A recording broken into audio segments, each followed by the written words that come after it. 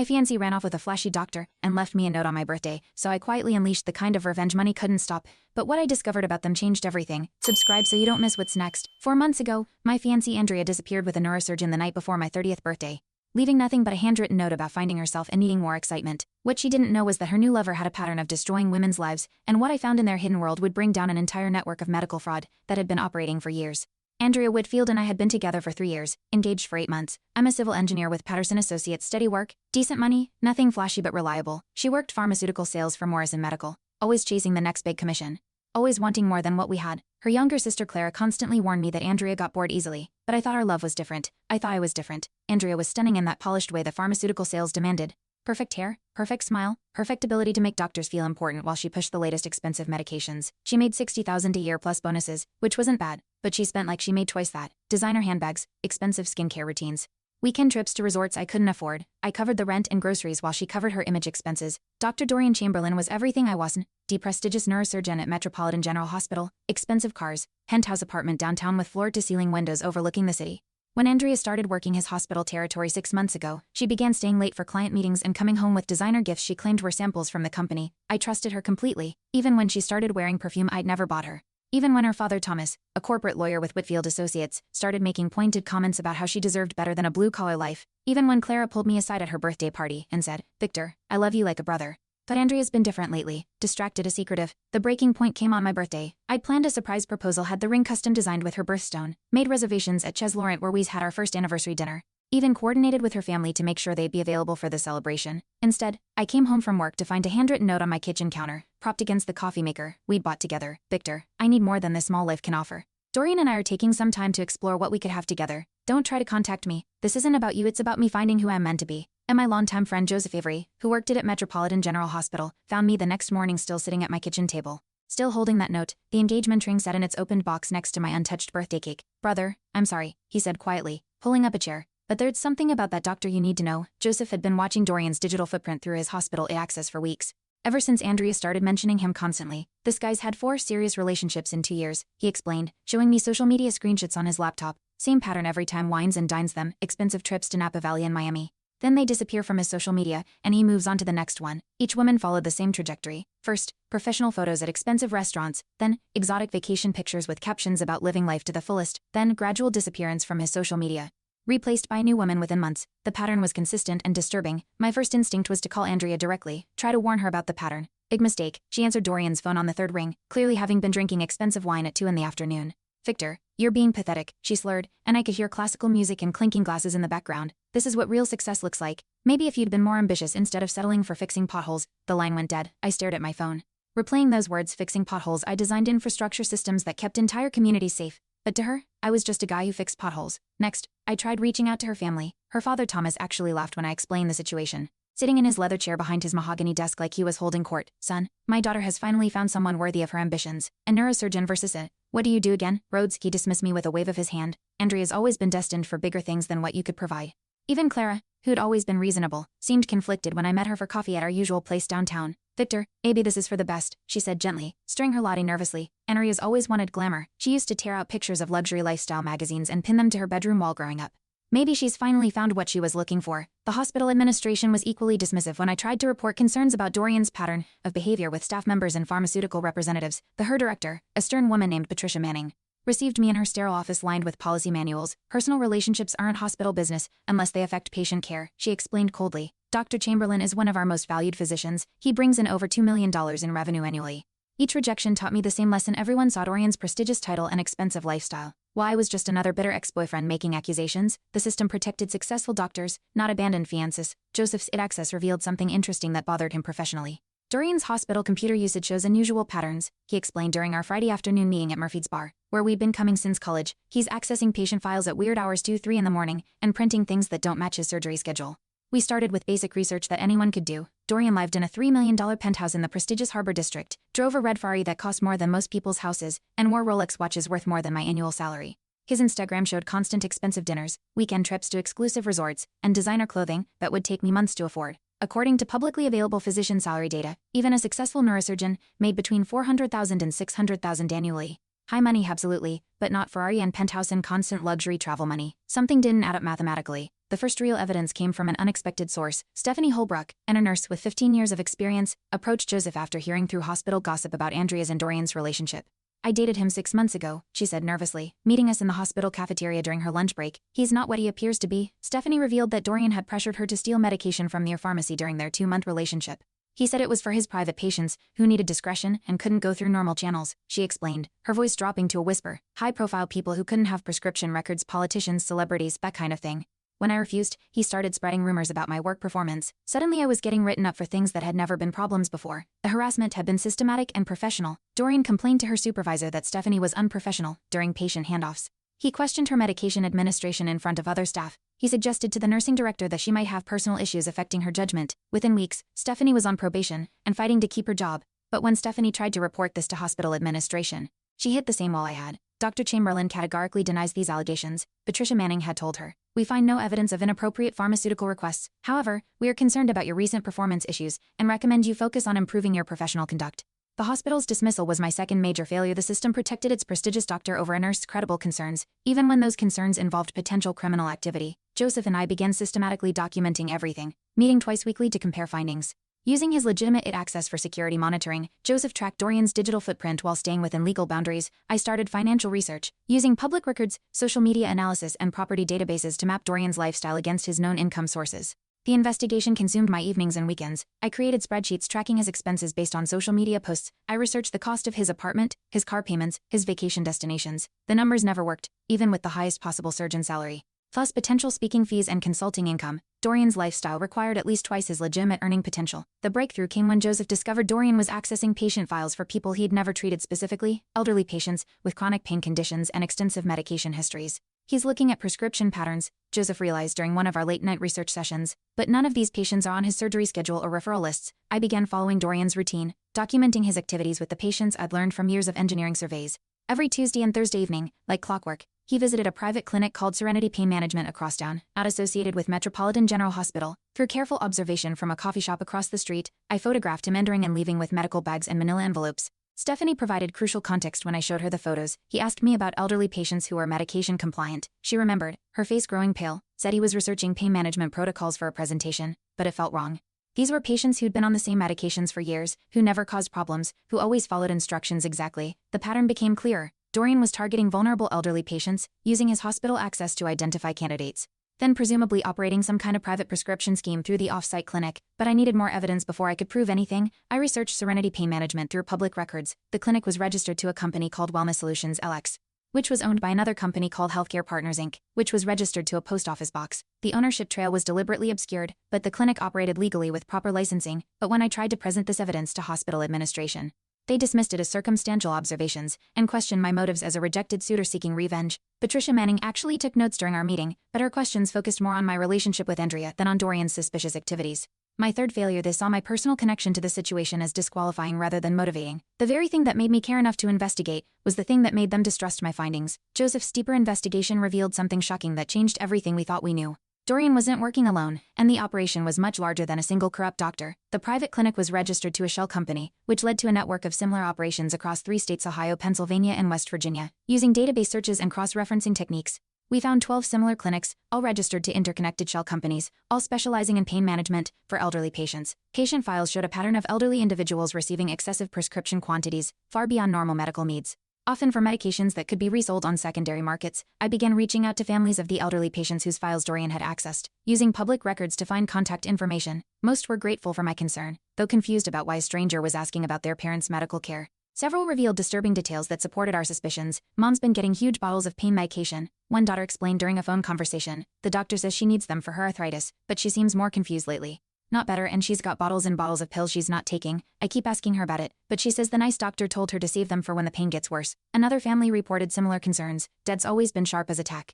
but since he started seeing this pain specialist, he's been foggy and forgetful. The weird thing is, he's got enough medication to stock a pharmacy, but he insists he needs it all." Stephanie introduced us to other hospital staff who'd had concerning interactions with Dorian over the months. A pharmacy technician named Marcus Rodriguez mentioned unusual prescription patterns not at their hospital, but questions Dorian had asked about standard dosages and medication interactions. A billing clerk named Jennifer Walsh noticed insurance claims that didn't match actual procedures performed. But when she's raised questions, she'd been told to focus on your own responsibilities. The evidence was mounting into something that looked like systematic fraud, rather than isolated incidents. But I made a critical error in my eagerness to expose the truth. I tried to organize all these hospital employees to come forward together, thinking strength in numbers would force the administration to act decisively. Instead of building a careful case, I scheduled a group meeting and encouraged everyone to document their concerns collectively. I thought if we presented everything at once, the hospital would have to investigate properly. Dorian somehow learned about our investigation. Within a week of our group meeting, Stephanie was written up for performance issues and unprofessional conduct. The pharmacy technician Marcus was transferred to a different department with a schedule change that cut his hours significantly. The billing clerk Jennifer was terminated for unrelated policy violations involving supposedly improper handling of confidential information. My fourth failure taught me that Dorian had more institutional power than I'd realized. He could retaliate against anyone who threatened his operation. And the hospital administration would support him over their own staff members if it meant protecting a revenue-generating physician. Desperate to expose the truth and protect the remaining potential witnesses, I decided to gather definitive evidence by accessing the private clinic directly. Joseph had identified the building's security system through his technical expertise, and we'd observed the patterns of when the clinic was empty. I planned to photograph the prescription logs and patient files during after hours, gathering the concrete proof that no one could dismiss. What I didn't realize was that Dorian had been watching me as carefully as I'd been watching him. My surveillance had been amateur compared to his resources, and he'd been tracking my activities, documenting my behavior, and building his own case against me. When I arrived at the Serenity Pain Management Clinic late one Thursday night, parked across the street, and preparing to approach the building, police cars surrounded me before I could even leave my vehicle. The timing was too perfect to be coincidental. Dorian himself emerged from the shadows with two officers.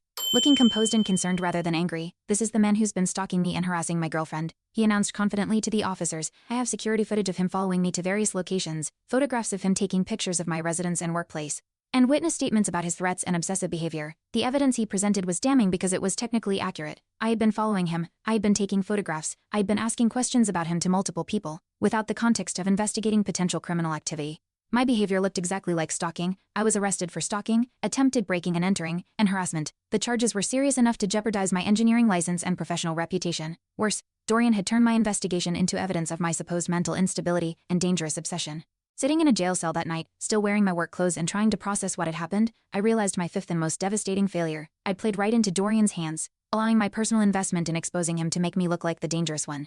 The victim had become the perpetrator in the eyes of the law. The news of my arrest spread through my professional network quickly. My supervisor at Patterson Associates called while I was still processing my release. "Victor, we need to discuss your situation," he said carefully. "This kind of legal trouble reflects on the firm. We're going to need you to take administrative leave until this is resolved." Andrea heard about my arrest and called me for the first time since she'd left. But instead of concern or understanding, her voice was cold and frightened. "Victor, you need to get help. This obsession isn't healthy. Dorian showed me the pictures you've been taking, the places you've been following him. This isn't the man I thought I knew." Even Clara seemed shaken when she visited me at home the day after my release. "Victor, I'm worried about you," she said, sitting across from my kitchen table where I'd found Andrea's note months earlier. "This doesn't seem like you. Maybe you should consider counseling, get some help processing the breakup." My uncle Paul Malone, a retired police detective with 30 years of experience, bailed me out and delivered some hard truths that I desperately needed to hear. "Victor, you've been thinking like an angry ex-boyfriend instead of an investigator," he said bluntly, sitting in his living room surrounded by commendations and case files from his career.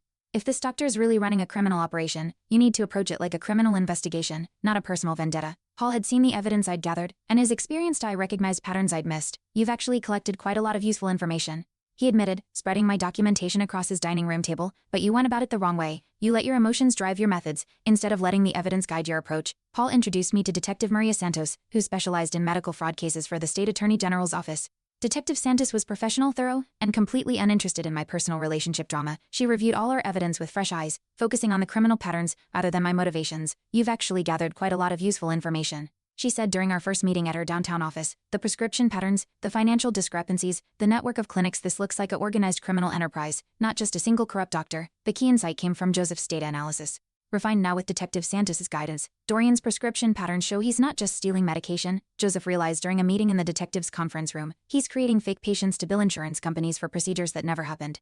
Detective Santos obtained proper warrants based on our evidence, working through legal channels rather than my amateur surveillance methods. The investigation expanded to include hospital administration, insurance fraud investigators, the D, and the state medical board.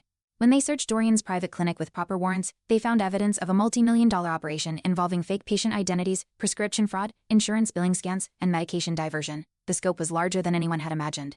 The investigation revealed that Dorian had been using his relationships with women like Andrea to maintain his expensive lifestyle while building his criminal network. Andrea wasn't his first victim. She was just the latest in a pattern of manipulation designed to maintain his facade of success while expanding his access to vulnerable populations. When the criminal investigation became public through local news coverage, Andrea finally contacted me, not out of remorse for our relationship, but out of panic about her own legal exposure, she'd discovered that Dorian had been using her pharmaceutical sales position much more extensively than she'd realized.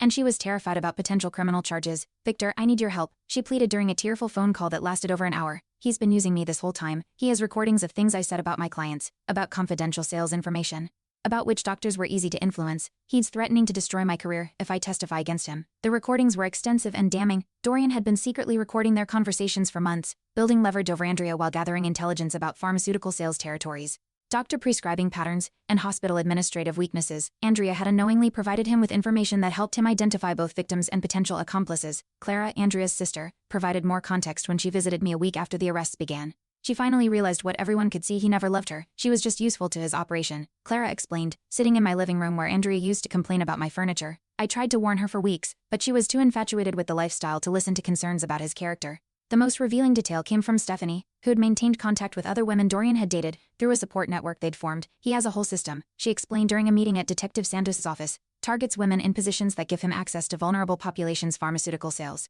insurance, medical billing, nursing administration, uses them to build his victim network, then discards them when they become suspicious or demanding." Each woman had been carefully selected for strategic value: the pharmaceutical sales representative before Andrea had worked the geriatric medication territory. The insurance woman had handled Medicare claims processing, the medical billing specialist had access to patient financial information. Dorian had been systematically infiltrating the entire healthcare system through his romantic relationships. Andrea's father, Thomas, the corporate lawyer, had actually been helping Dorian structure his shell companies without realizing their criminal purpose. Thomas had provided legal advice on business formation, tax strategies, and asset protection, all legitimate services that Dorian had used to build his criminal infrastructure.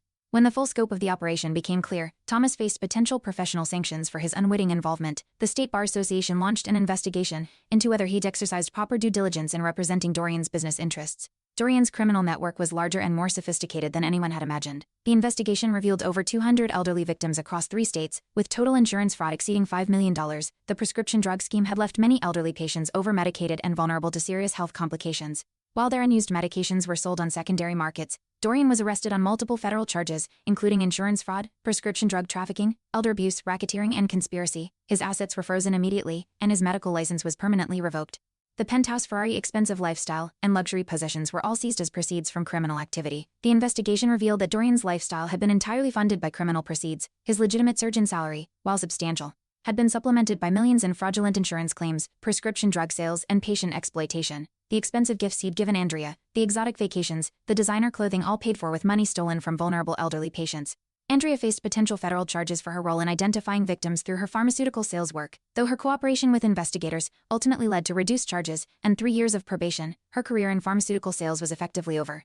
As no company would hire someone involved in a major healthcare fraud case, the cooperation agreement required Andrea to testify against Dorian and provide information about other pharmaceutical sales representatives who might have been similarly manipulated. She also had to repay the value of gifts and benefits she'd received from Dorian's criminal proceeds, approximately $80,000 in designer items, vacation costs, and expensive dinners. Thomas Whitfield faced disciplinary action from the State Bar Association for failing to exercise proper due diligence in representing Dorian's business interests. While he avoided criminal charges, he had to undergo extensive ethics training, pay substantial fines, and implement new client screening procedures to maintain his law license. The hospital administration faced regulatory scrutiny for their failure to investigate the early warning signs and for retaliating against staff members who raised legitimate concerns. Several executives were terminated, including Patricia Manning, the HER director who had dismissed multiple complaints about Dorian's behavior. Metropolitan General Hospital implemented new protocols for monitoring physician behavior, prescription patterns, and patient file access. They also established a whistleblower protection program and mandatory reporting procedures for suspicious activities. The investigation process had brought Joseph and me closer together as friends, but it also introduced me to someone unexpected who would change my perspective on relationships entirely. Detective Maria Santos, who'd handled the case professionally and competently, began reaching out occasionally with updates even after the case was officially closed. "You know," she said over coffee 6 months after Dorian's conviction, "most civilian tipsters disappear once their cases are resolved. They got what they wanted and move on. But you keep asking about the victim's recovery and the prevention programs. That's unusual and refreshing." Our friendship developed naturally, built on mutual respect and shared values around justice and protecting vulnerable people. Maria was everything Andrea wasn't: a confident without being demanding, successful without needing to prove it constantly, supportive without expecting me to change who I was, unlike my relationship with Andrea, which had been built on me trying to be enough for someone who always wanted more. My connection with Maria was based on appreciating who we actually were. She respected my work as an engineer, understanding that infrastructure was vital and complex rather than boring and unambiguous. "You know what I appreciate about you," Maria said during one of our weekend hikes through the state park. "When someone you loved was in danger, even someone who'd hurt you deeply, your first instinct was to protect her. That says something about your character that I find attractive." Clara, Andrea's sister, also stayed in contact. working through her own guilt about her family's treatment of me. I'm sorry I didn't support you earlier, she admitted during one of our monthly coffee meetings. I could see what Andrea was becoming, but I hope love would be enough to change her. I should have known better, and stood up for you. Clara had started working in victim advocacy, using her experience with her sister's situation to help other families recognize manipulation and abuse patterns. She'd also started dating a social worker she'd met through her advocacy work, someone who appreciated her desire to help others, and someone who could enhance her lifestyle. My uncle Paul, who'd guided me through the investigation process and probably saved my life, reflected on the outcome during one of our regular dinners. You learn the difference between revenge and justice, Victor. Revenge would have been about hurting them back for what they did to you. Justice was about protecting future victims from what they were doing to others. The civil engineering firm where I worked not only welcomed me back after the charges were dropped, but promoted me to senior project manager, based on the investigation skills and attention to detail I'd demonstrated. They'd also started pro bono consulting for nonprofit organizations, partly inspired by my experience with victim advocacy. The Dorian Chamberlain case became a model for healthcare fraud investigations across multiple states. Detective Santos was promoted to lead a new healthcare fraud task force, and she frequently consulted on similar cases involving medical professionals who exploited their positions for criminal purposes. The investigation led to policy changes at hospitals throughout the region. Patient file access monitoring became standard, prescription pattern analysis was automated, and staff reporting procedures were strengthened. The case was taught in medical ethics courses as an example of how institutional power could be abused. Joseph was promoted to head of its security at Metropolitan General Hospital, largely because his work on the Dorian case demonstrated the importance of monitoring digital access patterns and analyzing user behavior for security purposes. He implemented new systems that flagged unusual prescription patterns, patient file access, and data usage. The systems Joseph developed were eventually adopted by hospitals across the state, creating a network of monitoring that made similar fraudulent schemes much more difficult to operate. His work saved healthcare systems millions of dollars and protected countless vulnerable patients. Stephanie, the nurse who'd first provided evidence about Dorian's criminal behavior, was promoted to nursing supervisor and became a patient advocate specializing in elder care. She developed training programs to help healthcare workers recognize signs of patient exploitation and abuse. The elderly victims of Dorian's scheme mostly recovered, both medically and financially. The seized assets were distributed as restitution, covering medical expenses and compensating for financial losses. More importantly, new prescription monitoring programs were implemented to prevent similar schemes from targeting vulnerable populations. Andrea recently reached out again, this time from a completely different perspective. She'd completed court-mandated therapy and was working in a completely different field, administrative work for a nonprofit organization serving elderly populations. The irony wasn't lost on either of us. I know I can't undo what I did to you, she wrote in a carefully composed letter, but I wanted you to know that working with elder abuse victims has shown me how much damage Dorian and I caused. I'm spending the rest of my career trying to make amends for the harm we caused. She was engaged to someone new, a social worker, named Michael she'd met through her community service requirements. He's kind and honest, Clara told me when I asked about Andrea's situation. Nothing like the glamorous life she thought she wanted, but maybe that's exactly what she needed to learn about herself. The engagement ring I'd bought for Andrea, the one that had sat in its box on my kitchen table the night she left, had been sold months earlier. I'd donated the money to an elder abuse prevention program, which felt like the right closure for that chapter of my life. Detective Santos and I had been dating seriously for 8 months now, and our relationship continued to grow stronger based on shared values and mutual respect, other than romantic fantasy or lifestyle ambition. She'd met my family, I'd met hers, and we were building something real together. You know what I realized about us? Maria said recently as we cooked dinner together in my kitchen, the same kitchen where I'd found Andrea's note over a year earlier. We both chose careers protecting people, you through infrastructure, me through law enforcement. We're fundamentally compatible in ways that matter. Thomas Whitfield, Andrea's father, sent me an unexpected apology letter that arrived on a Tuesday afternoon. I misjudged both your character and your concerns. He wrote in his precise legal handwriting, my daughter is a better person now because you cared enough to expose the truth, even when it cost you personally. I hope you can forgive an old man's prejudice. The civil engineering projects I worked on felt more meaningful now. Building infrastructure for organizations that protected vulnerable populations, designing accessible facilities for elder care centers, creating safe transportation systems, all of it connected to the larger purpose of protecting people who couldn't protect themselves. Looking back, I realized that Andrea leaving me wasn't the disaster I thought it was at the time. It was the beginning of discovering who I really am, what I actually value, and what kind of person I want to spend my life with. Sometimes the worst thing that happens to you turns out to be the thing that saves you from a life that would never have made you truly happy. The truth about people always comes out eventually. You just have to be patient enough to let it unfold, strong enough to handle what you discover, and wise enough to learn from the experience. Justice isn't about revenge, it's about protecting the vulnerable and holding the powerful accountable for their actions. Dorian Chamberlain is serving 15 years in federal prison. His victims are healing and protected by new systems designed to prevent similar crimes. Andrea is building a new life based on service rather than selfishness, and I found love with someone who values truth and justice as much as I do. Sometimes the best revenge is simply living well and making sure that people who hurt others can't do it again. Thanks for watching. Hit subscribe to check out more stories on my channel.